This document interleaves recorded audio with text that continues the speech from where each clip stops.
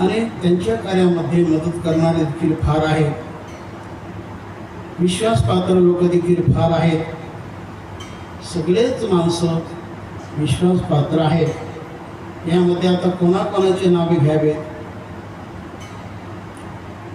तर ठराविक लोकांचं नाव घेतो आणि पुढे चालतो. या ठिकाणी अति रथ असणारे आमचे बापू दादा आहेत.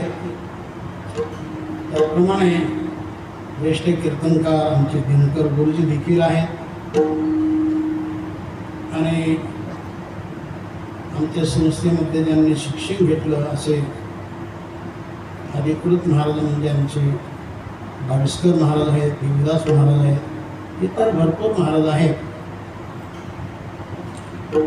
सर्वांची नाव घेण्यासाठी वेळ नाही आणि महाराजांच्या बरोबर सातत्याने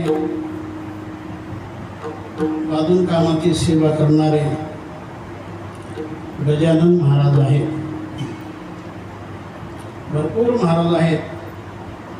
सर्वांच्या खेळीने चाललेला हा कार्यक्रम आहे आणि अशा या कार्यक्रमामध्ये आजची सेवा महाराजांनी माझ्याकडे दिलेली आहे की माझं मी परम भाग्य समजतो.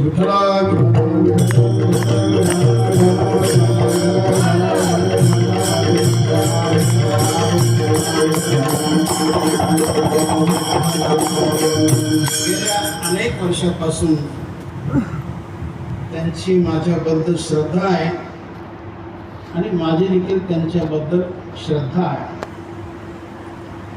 1984 साली जो काही गुरुदेवांनी दौरा काढला होता, छोटा दौरा, तो दौरा म्हणजे काही खानदेशातील गावांनी गुजरातमध्ये प्रवेश. तर 15 ते 20 दिवसाचा तो दौरा असेल. अशा दौऱ्यामध्ये ते नवीनच होते त्यावेळेला मी त्यांना काही चाली शिकवल्या होत्या. त्याचाच त्यांना फार आभार वाटला